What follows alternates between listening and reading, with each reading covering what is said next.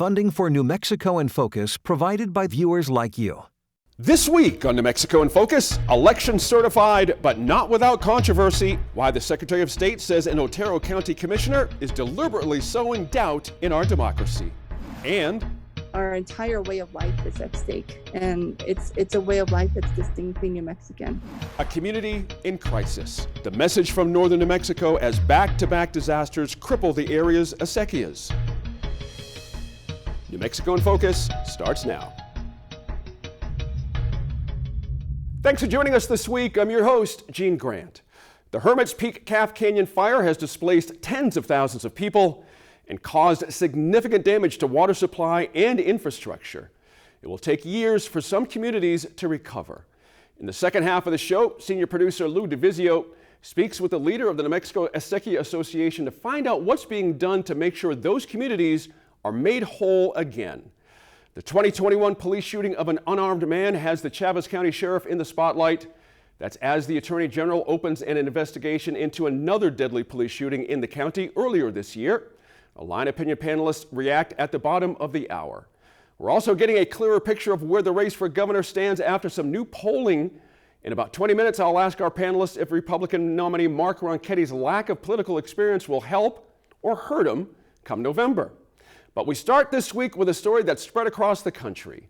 Otero County commissioners changing their decision and voting 2-1 to certify the county's primary results. That came after a lawsuit and an order from the Supreme Court. Secretary of State Maggie Toulouse-Oliver has been a leading force in getting that election certified, but acknowledges this is a troubling development in the state of our democracy. Senior producer Lou DeVizio caught up with her for her perspective on the incident and what it could mean heading into the general election. New Mexico Secretary of State Maggie Toulouse-Oliver, thank you for joining me. My pleasure. Thanks for having me. So I just want to catch everyone up quickly on this situation in Otero County. Commissioners there initially voted 3-0 not to certify primary election results from their county at the beginning of the month. That's without any evidence to do so. Your office then sued, and the state Supreme Court promptly ordered those commissioners to certify the results. Days later, they complied with a 2-1 vote, and now those results, they're certified. That part's over. But that lone dissenting vote belongs to Couy Griffin, who openly admitted his decision wasn't based on facts or evidence, but instead of feeling he had about voting machines. How dangerous is a statement like that, but also the concrete reality that his vote is still on the record? Well, I think the whole situation was pretty dangerous. It brought us really close to the brink of a collapse of our democratic process here in New Mexico. I mean, the thing to keep in mind is that had those election results not been certified by the deadline, which was last Friday, the date they actually finally did come together and certify, what would have happened is that for every office on the ballot in Otero County that was contained entirely within that county, they would have essentially been throwing the votes of every voter who cast a ballot in those races into the trash. None of those candidates would have been able to appear on the general election ballot, including, importantly, one of the county commissioners himself, who eventually did vote in favor of certification.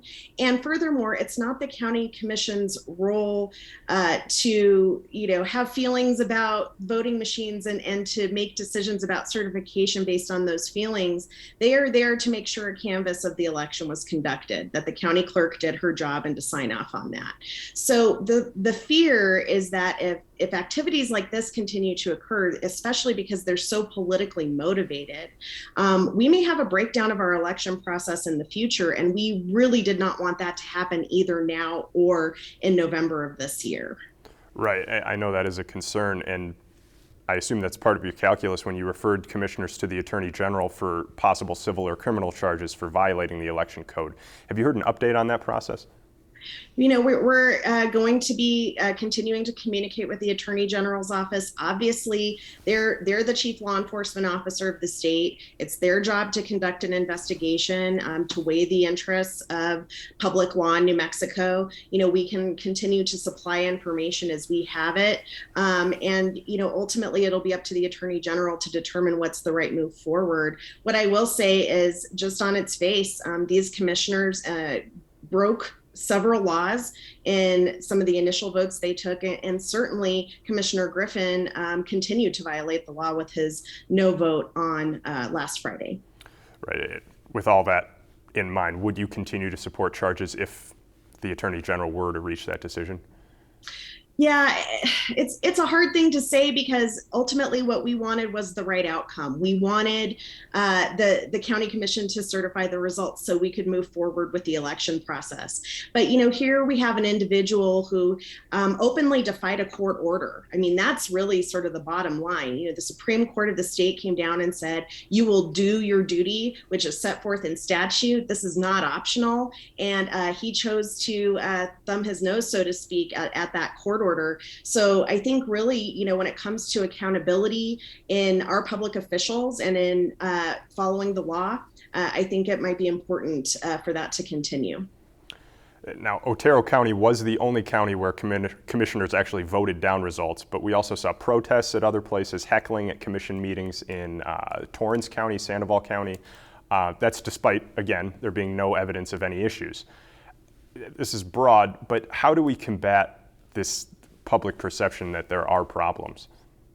Well, it's a big challenge, and it needs to be combated on a couple of different fronts. First of all, I think county clerks and I have been talking, we talk all the time, but especially in the last couple of weeks around these new developments, there's obviously work that we need to do to help more fully educate our county commissioners on the election process and on election law, what their role is and is not in the election process. County commissions really have a minor role.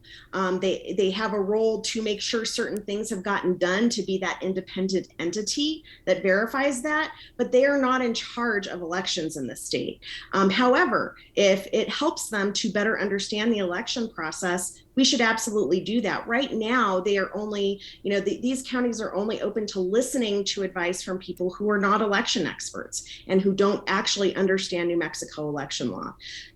Secondly, we need to do a better job educating the public in general about how our election process actually works and all the steps we already do take to secure the integrity of our elections. Sure. Sorry, one more hammer on this Otero County situation, but you brought up November. If in the mind of Griffin or these other commissioners, Griffin who openly disputed this and defied that court order, if it doesn't have to do with evidence or facts and it just boils down to if they want to dispute it or not, what then? Do you just have to rely on the court system? Unfortunately, yes. I know I'm certainly having conversations with some of our legislators about, is there a way that we can build a fail-safe into this process? At the end of the day, our election processes are built on a series of checks and balances. There is, at this point in time, no one person or entity that can determine the outcome of an election, and that is by intention. If these county commissions, because they want to throw a wrench into the works, make decisions about the outcome of election just by casting a no vote, that's a flaw in the system that we need to correct moving forward. Maybe we'll have a bite at that apple before November, but I'm not sure if we will. Okay. Now, I want to end on another group that's sometimes lost in this, election workers. I know you've spoken about this with other programs too, and that is really county clerks and all the way down. Otero County's clerk said that this was a great election, there weren't any issues, yet she's caught in the middle of this, and I'm sure she's hearing about it from some people in the public anyway. And that's to say nothing of the volunteers and part-time workers who are at the polls. What would your message be to them and to the rest of the public who may take that leap to take their frustrations out on these people who are serving us, really? Well, our county clerks, their staff, and those poll officials that actually run the elections on the ground here in New Mexico and across the country are absolutely the backbone of our democracy. We could not have citizen-run elections without them. So they are my highest priority, and making sure that they are safe and protected, but most importantly, that they know that their work can be trusted and is valuable, and that at the end of the day, whether it be the county clerk or the Secretary of State or the Supreme Court of the state, we're going to have their backs and make sure that their important work is valued, and that at the end of the day, that it's not overturned or overthrown, or some attempt is made to undermine that important community work that they do. Thank you. And thank you, Secretary of State Maggie Toulouse Oliver, for joining us today. Thank you. Thanks to Lou there and Secretary of State Maggie Toulouse Oliver for speaking with us. Now let's get some reaction from the line. With us this week is attorney Laura Sanchez. Always good to have her. Reporter at New Mexico Political Report, our man Andy Lyman is with us as well. And line regular Merritt Allen of Vox Optima Public Relations joins us as well. Thank you all. Now, we know this was all over a perceived distrust of election voting machines, despite the fact that the machines have been audited many times and proven to accurately count votes. Now, 2 of the 3 commissioners gave in to the Supreme Court's order to certify the election, but Commissioner Couy Griffin dissented, even while saying he had no evidence of problems or factual basis for questioning the results of the election. Now, Merritt, is this just a PR stunt timed around the January 6th hearings, possibly, or do these commissioners really think they're standing for their citizens? How are we supposed to perceive this from the outside looking in here? What I find so upsetting, and what I suggest to anyone watching who's got concerns about the Dominion voting machines, every county before every election holds a public test of the voting machines. Mm-hmm. And anyone can go and examine the machines and be part of the tests and examine the ballots and address any concerns then. And this is before early voting starts. Mm-hmm. This is the time to go and examine the process and raise your concerns. And if you have a complaint about the validity or the accuracy of the system or the processes, this is the time to raise it. If you did not go to that public test, I think you need to sit down and shut up. Mm-hmm. It's as simple as that. And so to wait until the results are in and just decide, I don't have a good feeling about this because some guy told you something about some gobbledygook about manipulating statistics, mm-hmm. You need to stand down.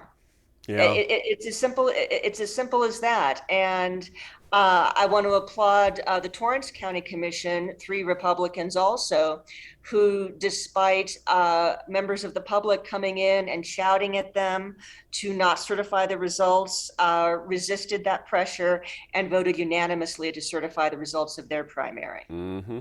Andy, I mentioned 2 votes were yes, 1 was no. That was Couy Griffin. Let me read you an interesting quote from him. From Commissioner Griffin, quote, "My vote to remain a no isn't based on any evidence. It isn't based on any facts. It's only based on my own gut feeling, my own intuition, and that's all I need," end quote. Interesting. How are we supposed to feel as a constituent when you've got, your elected commissioner saying, you know what, I just don't think this is right in my gut? How are folks supposed to handle that? I can't speak for constituency sure. in Otero County. I'm not actually, I've obviously been there plenty of times. I'm not, in the middle of it. Mm-hmm. But what's interesting about him saying that is shortly after he said that, he sort of took aim at reporters and the quote media for calling it unsubstantiated claims of voter fraud. Mm-hmm. He said, "We've just substantiated it here." That's not a direct quote, but he said, look, we've substantiated it in Otero County right after he said that he doesn't actually have any facts or anything like that. And I think to sort of touch on a little bit of what Merritt was saying is that, they had these concerns about the general sense of the voting machines and how things work, not the specific outcome of that election. And I think Merritt's right that there is a way to address those things early on instead of waiting until the last minute. And saying we're just going to hold up this election because we have some general concerns about how our elections are done. Right. Laura, interestingly, of course, as we all know, Mr. Griffin was sentenced to 14 days time served for his role in the January 6th insurrection. There's no way for us to know this, as Andy just sort of mentioned, but seen as a hero or a criminal amongst his constituents? How does this go down over time? When you think about an elected official, taking this kind of a stance? Well, I think that the people of Otero County, as a lot of people throughout New Mexico and rural areas, they're good, salt of the earth people. Mm-hmm. I think they are, well aware of, of upholding our laws and being good citizens and are proud to be Americans. And I think when you see some of the behavior that's come out of Mr. Griffin, I can't imagine that everybody just has sort of a an immediate, yeah, absolutely, we're behind you kind of reaction. I would think that they could see also that some of this is clearly is being done for show. I mean, is trying to, there must be some sort of 15 minutes of fame idea behind some of his actions because they're just so out there. The comment that Andy just made about, him saying about unsubstantiated, maybe he doesn't know what the word substantiated means, because that's the only way I could square what he's saying there. It's disappointing, and it's such a huge distraction from the issues that are going on right now that are affecting a lot of New Mexicans, people at the local level, people statewide. We still have a bad economy in a lot of places. There's job shortages. There's still people suffering with COVID. We've got a lot of real issues to deal with. And I think these kinds of actions take away from a lot of that and is very frustrating. So I can't imagine that people are going to look at this later and be prideful about, have pride about what his actions have been. I mean, Otero County's been all over the national news because of these actions. Yep. And it's important that we all kind of take a deep breath and move forward. And I'm glad that Merritt brought up and I love that you're so plain spoken, Merritt. That's why I said, I love you, because that's, we have that reaction, but not everybody says it that way. And she did it very well. But, Torrance County, I think it's important to recognize that there are plenty of, both sides of the aisle, but there are plenty of Republicans that have certified the election and have faith in their local elected officials, folks that are in charge of the elections. They understand the process. They've been to those, warehouses or wherever the counting is going on, and they have confidence enough to uphold what's being done. And both sides of the aisle do this. There's plenty of Democratic majority counties that have to do the same thing when everybody gets elected as Republican. So this is about being part of a process, and it's important to uphold the rule of law. And I feel like everything that has come out of Couy Griffin has not upheld the rule of law, and that's just not the system we have here. If he's going to go with a gut reaction, you could pretty much justify everything. A criminal sentence, the death penalty in a criminal case. You could justify, lynching, racism, all kinds of things because of a gut reaction, right? That's crazy. And that's not the system that we have, and I'm glad we don't. He shouldn't be trying to pull us back into, places that we don't want to go back to. Good point there. Merritt, Laura mentioned something interesting in Otero County. The clerk there was a Republican. Robin Holmes, the quote from her was, "This was a great election with no problems whatsoever." Why didn't that carry any water in the county, having a Republican clerk saying everything's fine here? And I don't think there are any elected Democrats in Otero County. Right, exactly. Trump carried the county in 2020 by 28 points. And, the desired result from this, that county commission also voted that the general election shall not have voting machines and it shall be a hand count. Right. Of the ballots. That's the desired result. I'd like to point out, if their concern is voter fraud, the greatest risk to election integrity in New Mexico is mishandling, misappropriation, misuse of absentee ballots. A hand count by poll workers will not weed out fraudulent absentee ballots. They will be read and counted just like a machine would.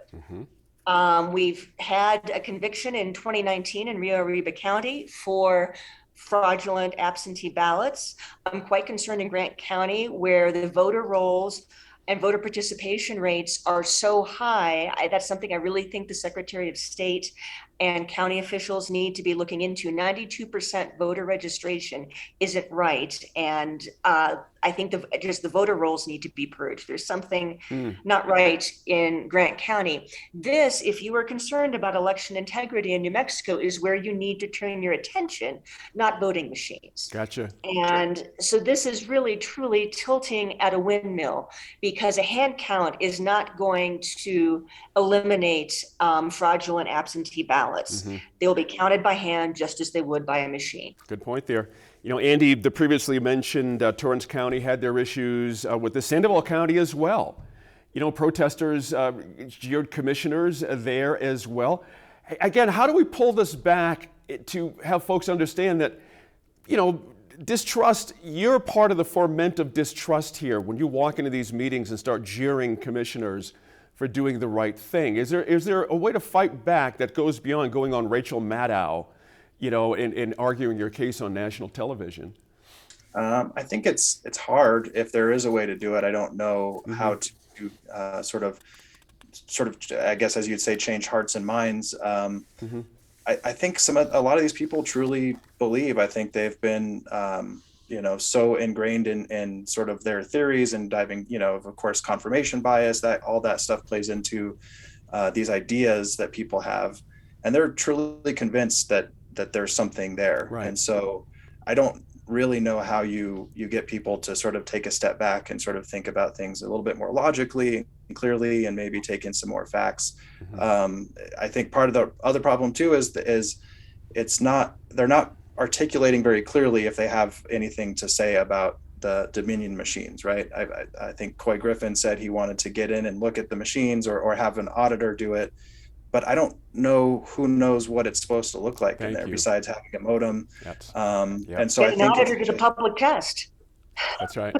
There's definitely right ways to do it, as Merritt has mentioned. I don't know how you sort of shift people's focus on this and get them to stop being concerned about, or at least sort of come to it at a different angle. I'm not sure how that's done. Fair enough. It's a hard thing. The fever's got to break somehow, some way. So we'll see as time goes on. Maybe that's part of the answer. Thank you to our panelists for their reaction to the situation in Otero County. We'll meet right back here at the virtual roundtable in less than 1 minute to talk through some other political developments, this time in the governor's race. And these are low-income families. They're not rich. And we've managed to figure out what it takes to live in this land. And for it to burn in such a tragic and extreme way on such a large scale, it's a major shock, and it's very devastating.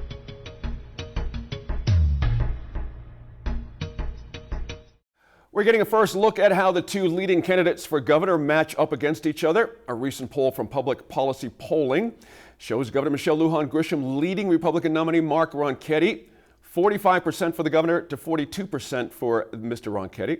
Libertarian Karen Bedonie holds about 9%, and 5% of voters say they're not sure. I want to talk about that 5% here in this discussion.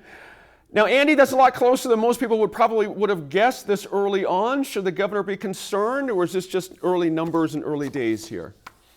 That's a good question, actually. I was just thinking the other day about how, and maybe it's just my memory is not serving me well, but it seems like it's gotten ramped up really quickly, right? Yeah. We've still got a number of months before things are technically supposed to start heating up, but and maybe it's those numbers. We don't know what internal polling looks like, and so I guess that's my first observation is that right out of the gate they're neck and neck, and it's just so I'm kind of wondering what we're going to see in the coming months as things shift. Good point there. Merritt, when you think about it, if it had shown, say, like a 10-point gap for the governor, 12, 13, whatever, that's one thing.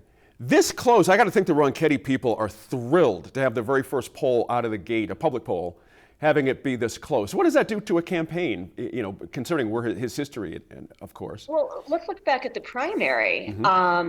Ronchetti shifted focus a couple weeks before the primary, which up until then, right as early voting started, had been who is more loyal to Trump and who's going to do more about border security. Right. And suddenly he started running against the governor. Yes. And that was a noted shift. And he decided that he had already won the primary and he was going to start running a general election campaign. And that's how he finished out the primary.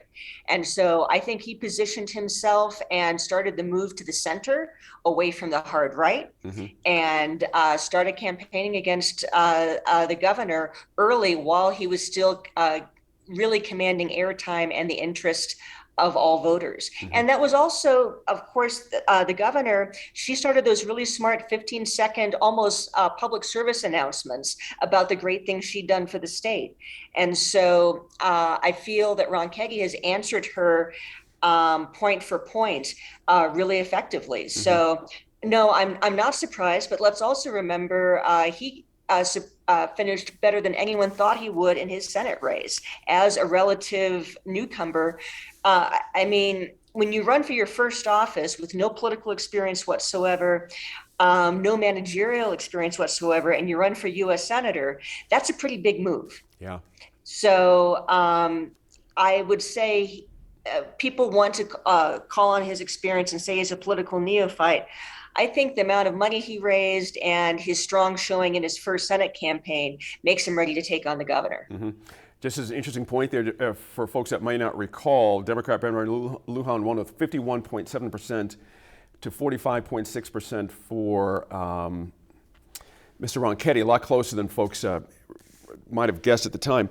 Laura, interesting, this approval ratings, I'm always kind of this approval-disapproval thing. The governor's showing 48% approval, 48% disapproval. Does that mean anything in the long haul or as we get closer to Election Day? What does that actually mean when you hear people disapprove of somebody's performance? Well, I think it's important to remember that approval, disapproval rates, they're a point in time, right? Yeah.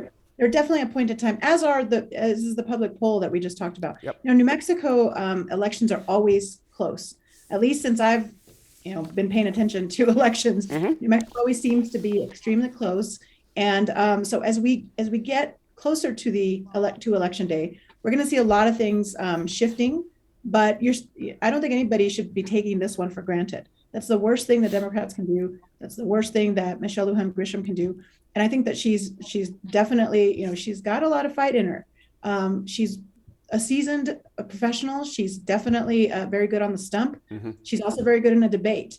And she's had a lot of opportunities to debate real issues in the many races that she's run in and won. And so I think she's going to be very well prepared. I agree with Merritt that she was very effective with the short, sort of almost PSA-like ads that she did leading up to the election. Rather than staying out of it completely, I should say leading up to the primary, rather than stay out completely, she took the opportunity to introduce herself in a positive way and really speak to the average New Mexican. Mm-hmm. And she also has some very good positives. So, traditionally you see the first few ads are supposed to be introductory ads. What are you about? What are you bringing to the table? Why are you running for this position? That sort of thing. And then the next few ads, often you have like the Tom Romero ad, former Bernalillo Police Chief Tom Romero, who's talking about Ronchetti's lack of experience and that he's a weatherman. Mm-hmm. And so he basically those sorts of ads then come next traditionally where you have somebody sort of vouching for you. So we can expect that Ronchetti probably will have something similar with a high profile person talking about him being the best person. And then you start to see the negative attack ads. Right. But in New Mexico, we seem to, we don't necessarily always follow that cadence. Right. And so I think it's going to get ugly quickly, Mm-hmm. like it has in every other election we've seen recently.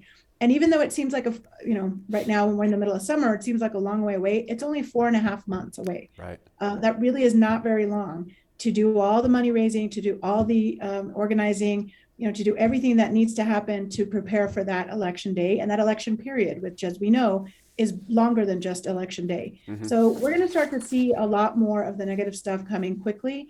And I hope that we can see some very good debates and some real issues discussed from both sides. The debate should be fascinating. There's no doubt. I'm glad two of you brought that up.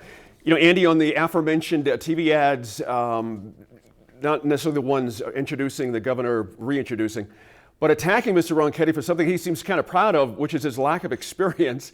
Mr. Trump started this trend, of course, by running and winning on being an outsider. But as was mentioned by Laura, the governor has a long list of accomplishments, all of which are a product of knowing how to govern. I'm curious how the public might, through your eyes, see this idea of governing versus just being a personality and having that be enough to take you over the finish line here. Yeah, I think it's obviously time will tell, but there's seems to be a trend all over the place, and I'm missing some Democratic candidates, but you've got Dr. Oz running in Pennsylvania. The gubernatorial race in Arizona is seeing a Trump-endorsed former newscaster, right? So it's sort of this recognizable face, right. Outsider. I'm going to come in and clean things up. I think we've seen some successes in our history, our country's history of that, but I think it'll be interesting to see where this all goes if we're going to see the pendulum swing the other way and say, no more outsiders. We want people that actually understand running an administration. Mm-hmm. I've had others say that very same thing, that fever is going to break at some point, and at the very end, you got to figure out who can put together a government that's actually fairly complicated and be the leader of that. Merritt, interestingly, I'm still on this weatherman thing, the trusted weatherman deal, but again, is he vulnerable on climate change and wildfires? And I'm wondering if the governor has an opening here, because Mr. Ronchetti has not exactly been truthful about this idea of climate change. He's disputed it. Is this a viable position for the governor to go after Mark Ronchetti on? Well, he certainly has gotten backed into a corner in primaries, and that's a problem for Republicans. Is the orthodoxy requirement is so strict in the Republican primary that you really can't offer your own opinion on anything. And I think the governor certainly would be remiss not to point that out. It's old. I mean, the comments are old because he did then run ads talking about himself as a scientist, and he did correct the record somewhat. He's absolutely willing to flip-flop. He's demonstrated that. You know, he's a Trump denier. No, he's the biggest Trump supporter ever. Right. Well, which is he? He's certainly willing to say what it takes to win elections. And that may become an Achilles heel for him if the governor's campaign people are smart about it. And I think that's possibly his biggest weakness and his, as I said before, Achilles heel. However, you know, the governor, the record, she lowered taxes. I mean, she moved to the center in the session. She lowered taxes, but really not in a meaningful way. The gross receipts tax cut. The Social Security, the tax on Social Security has been something the state's been screaming for a long time. That's right. And so that I feel like had to happen. I feel her advocacy with the wildfires has been good, but the statement she just made about not accepting migrants, I think the Journal had an excellent editorial about it, really political showmanship. CYFD, if Ronchetti does not hit her on CYFD, he's making a huge mistake. Right. So I think the governor has her own vulnerabilities here. I'm going to ask the guys in the booth to steal me one more minute here. I want to ask Laura about this real quick, Laura, if we could. The governor holds about a 64%, Hispanic and Latino vote as it stands now. I mean, that's a big hill to climb for Mark Ronchetti if you can't get the Hispanic and Latino vote here. Does this bode well for the governor? I think it absolutely does. I think that, New Mexico has been very interesting when it comes to Hispanic voters. Yeah. When you look at the race when Susana Martinez was elected, a lot of people that traditionally voted Democrat in northern New Mexico, it's not that they voted for her necessarily, they just didn't vote. Something didn't connect with them when it came to Diane Dennis. And so many of them, you saw an undervote in that election. And, people got comfortable with Susana Martinez being the first Hispanic governor of New Mexico, a female governor. And the Republican was not sort of a huge thing. It was politically, but I think in terms of identity, there was a source of pride there as well. I think you see here, Michelle Lujan Grisham comes from a very, Hispanic, long-standing roots in New Mexico, the Lujan family, also Republican ties. I mean, not completely Democrat if you look back at her family history. But I think there's an enormous sense of pride there in terms of support among Hispanic voters. And so provided that they show up, and that's always the issue, right?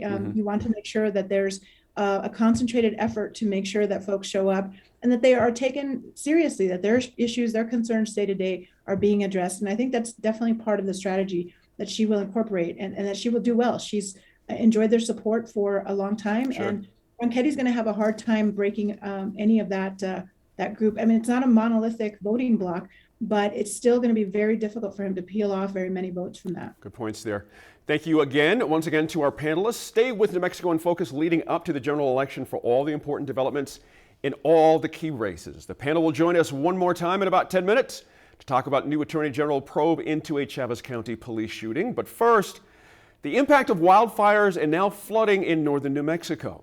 The consecutive disasters have destroyed infrastructure along the area's acequias, which are vital to the landscape and the livelihoods of the people who live there. The executive director of the New Mexico Acequia Association, Paula Garcia, spoke with senior producer, Lou DeVizio, about the struggles her community is facing. There's been a lot of environmental strain on the northern part of the state recently with the fire, and specifically the Hermit's Peak Calf Canyon fire, and now flooding concerns. I know it's hard to describe or characterize an entire area that you cover, but what have you seen in the past few months, first with the fire and now with flooding concerns? What we've experienced here in the area of Hermit's Peak Calf Canyon fire is a major shock. It's a major shock to people as individuals and to entire communities and entire regions of people that have been impacted by the fire first, having to be evacuated. Many people, hundreds of people have lost homes, and we're contemplating what the future holds. And there's some trauma. There's a lot of sadness over the loss of beauty. We're land-based people.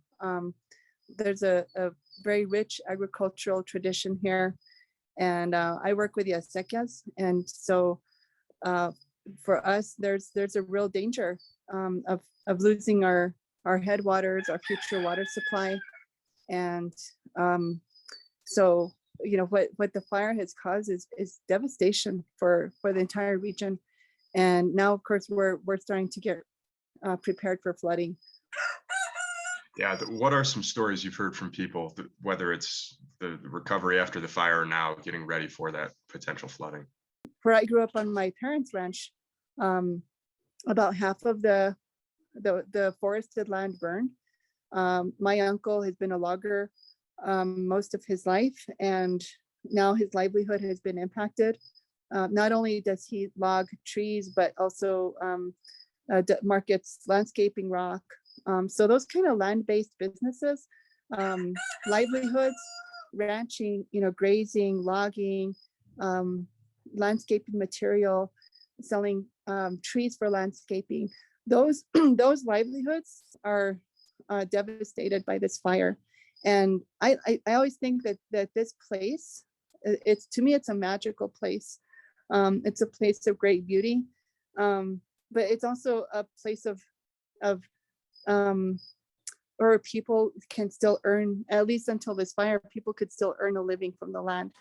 And these are low-income families. They're not rich, and we've managed to figure out what it takes to live in this land, and for it to burn in such a tragic and extreme way on such a large scale. It's a major shock, and it's very devastating. We're talking about economic collapse and ecological collapse. It's hard to see the mountains black in many of these places. It's hurtful. I'm sure. What's the impact been specifically on the acequias there? Well, for the acequias, the impact's going to be devastating because the watersheds are charred. I've been to places in the upper watershed they look like a moonscape. There are, all that's left are these black toothpicks and ash. And we've been working with Phoebe Suina from Cochiti Pueblo, who has an engineering and hydrology firm, and she's advised us of what happened in Las Conchas fire in Cerro Grande. And when you have a very high intensity burn scar like that, we're likely to see some debris flow and some heavy flooding. And for acequias, any flood is bad because it impacts your infrastructure and your fields, and it causes erosion. But a flooding from a burn scar is worse because it brings ash. It brings that debris from the fire. So we're worried that our infrastructure is going to be damaged from the debris flows. In past fires, like the Little Bear fire in Lincoln County, we saw acequias get completely silted over. Some of them got dislodged. Their concrete head gates were washed away. So the acequias are going to be hit very hard by flooding that happens. We spent the last month, as soon as the fire cooled off, we deployed a mapping team to map as many acequias as we can in this area, so that if they get damaged or destroyed, we have the maps to prove that we existed, and also so that we can file claims with the federal government for repairs and replacement when that comes to pass. So we mapped over 30 acequias in 2 to 3 weeks using GPS and getting out in the field and having a team here to do that. I know you kind of summarized it already, but how important is it that there is assistance available for communities rather than just individuals?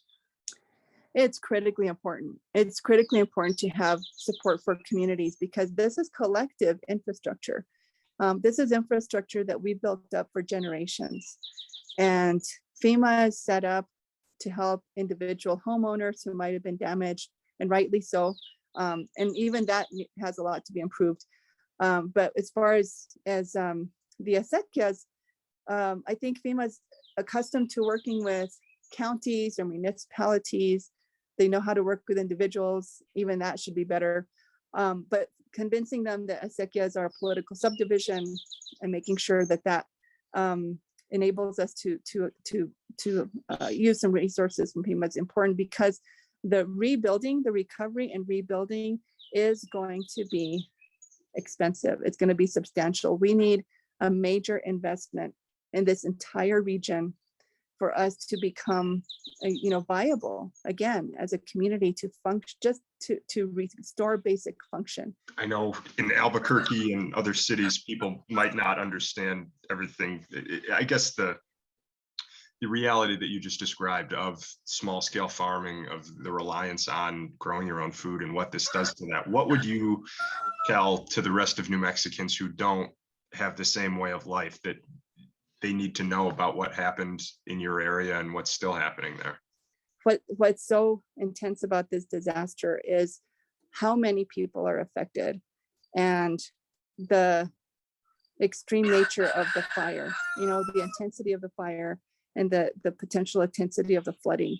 And so our entire way of life is at stake, and it's a way of life that's distinctly New Mexican. And this is something that I feel like we're the a canary in the coal mine for what's happening with climate change. It's like the front line of what climate change is doing to what we used to think was a stable place to live is now very unstable. Just today, there's a 70% chance of rain, possibly heavy rainfall, and everyone is trying to put sandbags at the last minute. Like, we can't have a normal day as long as there's a flash flood watch. And if there's a flash flood warning, we need to get out immediately. And so these are families that were already traumatized by evacuation. Some lost their homes, the fire evacuations for people who were gone for a whole month. They just got home, they cleaned up their smoke damage and fire damage and their rotten freezers. And now we're trying to survive a flood. And this is a tremendous humanitarian disaster. And we have people with limited mobility who may not be able to get out if there's a flash flood happening quickly. And so it's something that is potentially these are disasters, and it's not a one-time thing. This is a disaster that's ongoing day after day after day. And we're being told that flooding can happen not just once, but it can happen for the next 2, 3, or 4 years until the watershed stabilizes and all that debris and ash goes through our watersheds, down our valleys and rivers, into our fields, which we probably won't be able to plant or grow pasture for years because it's going to be contaminated with all that ash. We have a way of saying in the acequias, we don't say I'm a member of a ditch. In Spanish, you say yo pertenezco a la acequia del norte. That means I belong to this acequia. And that is the idea of belonging that is so profound for being land-based people that have been here for centuries, is that there's a sense of belonging and a sense of that we're caretakers of this place, and that we're going to stay and we're going to help it heal, and we're going to need support. And I can say that through this experience I've learned a lot, but one thing I've gained more is empathy, and just thinking about just anybody who's been through a disaster. Thank you to Paula Garcia for sharing her community's story through the largest fire in state history. And now those flooding concerns, got to worry about that too. Let's welcome back our Line Opinion panelists for one final discussion this week. The Attorney General's office has opened an investigation into a police shooting in Chaves County. It happened March 22nd. Here's how it went down. Deputies were called to a dairy where 34-year-old David Aguilera was apparently trying to steal tractors. Deputies tried to subdue him with a taser. They eventually got him into the back of the patrol vehicle, but he slipped free of the handcuffs and climbed into the driver's seat of the vehicle. In police body cam footage, deputies can be heard ordering him to get out of the car. Mr. Aguilera apologizes but refuses. A deputy then opens fire when the vehicle appears to roll forward, and Mr. Aguilera died from his wounds. Let's start broadly here, Laura. As an attorney, what are your reactions to this case when you hear this? Again, the details are just what's reported here, but your initial gut reaction, I'm curious. Well, I mean, I think anytime there's a police-involved shooting, it is, it's terrible. It's terrible for the family of the victim. In that case, it's terrible for the officers that are involved. It's never their first, I think, desire to open fire on anybody. So it's important to take a step back and make sure that there is an impartial third party doing an investigation. So in this case, I think it's important to point out that the local district attorney in Chaves County actually asked the attorney general to step in and do the investigation because there was a conflict of interest. She felt there was a conflict of interest there. And I think it's important that that district attorneys do that when there is a potential conflict of interest in investigating law enforcement.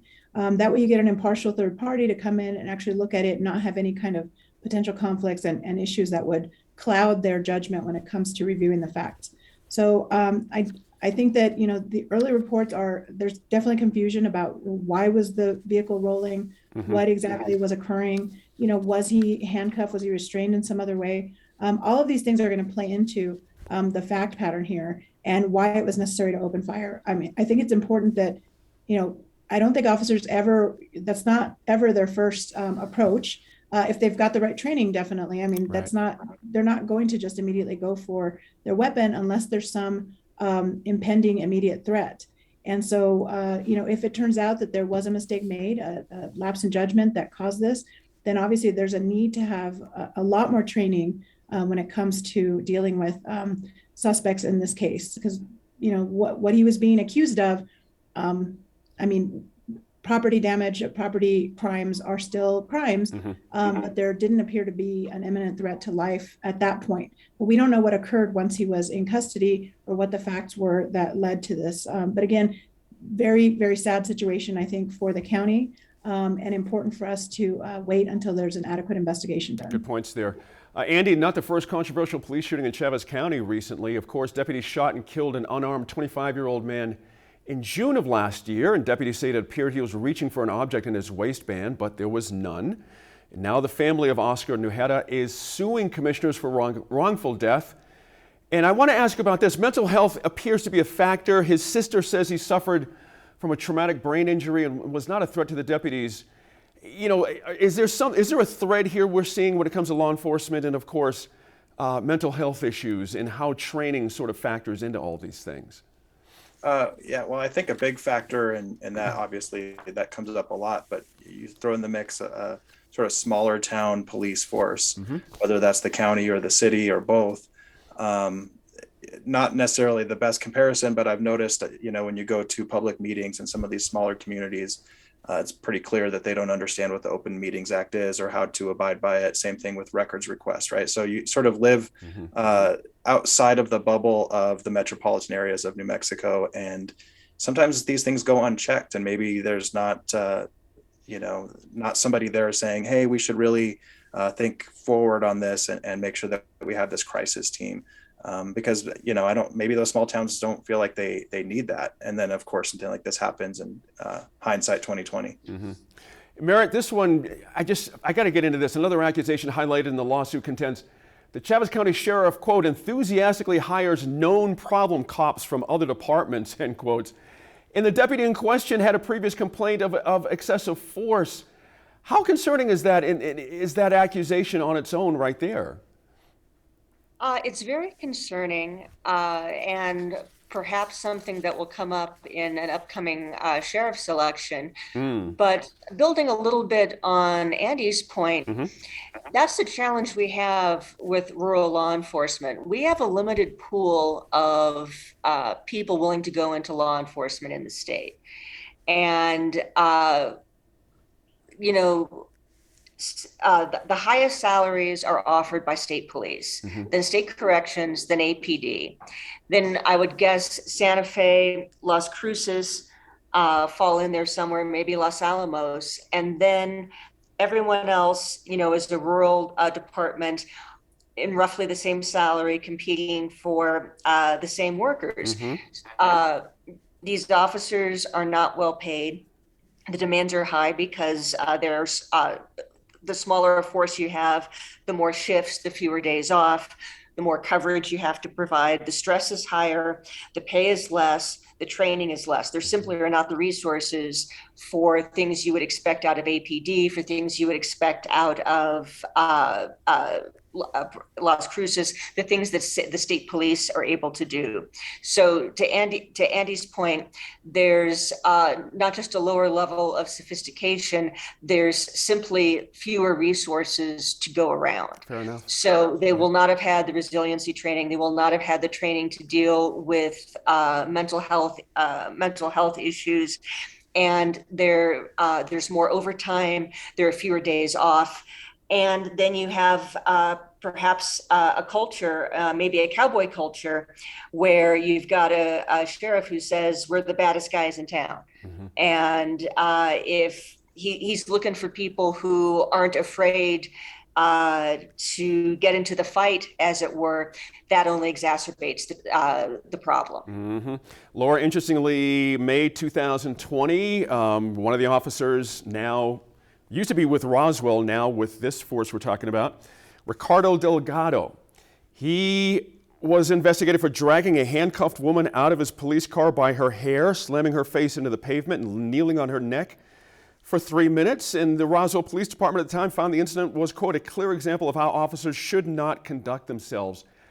You know, is there any traction in the state about hiring problem officers, going from departments to departments? Have we had any movement on that in our state? You mean movement to prevent that? Yes, ma'am. Not that I've seen in a concerted effort, but I'm sure that it's been talked about at the legislature by various parties. I think that it's important to recognize, though, you know, these rural communities are so different from what we see day to day in places like Albuquerque. And it's funny to hear Andy call it, you know, these small towns, because if you live in the southeast part of the state, Roswell's the biggest city down there. Good point. So, you know, it is not to us, it's a small town, but to people in Dexter, Hagerman, Artesia, Roswell's where you go, you know, to Sam's Club, because that's the only place in town or in that region you can go to Sam's Club. So, I mean, they've got some big, it may be smaller in population, but they have some big city problems in Roswell. There's definitely a crime issue. There's drug problems, there's property crime, there's violent crime. And so I think it's important for us to recognize there's a lot more resources that need to be pulled in for some of these rural communities. And training is a very important part of it, but it isn't just a small town issue. If you look at what was in the news not too long ago in Las Cruces, where there was an elderly lady who had dementia that was shot on her porch after not responding to officers' requests to put a knife down. The lady had dementia, and as somebody who, you know, had to deal with my mom who had dementia and had good days and bad days, as anybody who's dealt with that issue, you know, there has to be a lot more training for people that are in a crisis situation.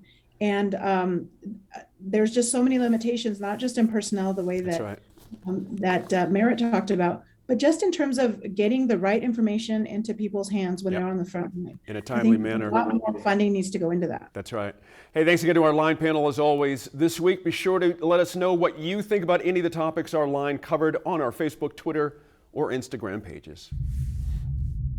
If you've had the pleasure to work with a long-term colleague, then you know how tough it is to lose them, which is the situation we have here at New Mexico in Focus as we say goodbye to our long-term executive producer, Kevin McDonald. If you don't know the name, you certainly know the work, because everything you see both on the line and the entire In Focus show was conceived, nurtured, and grown through the work of Kevin.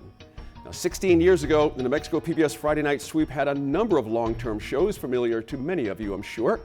But Kevin McDonald is the main architect and visionary who guided our evolution to what we have today. I'm going to miss him a lot. It's been an honor to work side by side with him. And a lot has transpired over the last 16 years, a lot of ideas and decisions, but most of all, a lot of trust. That's hard to find these days.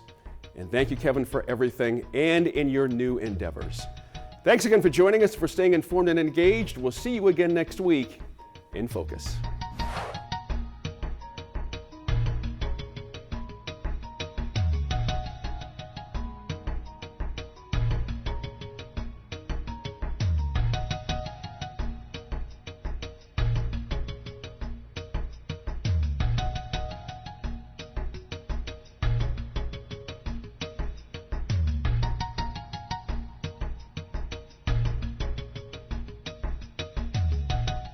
Funding for New Mexico in Focus provided by viewers like you.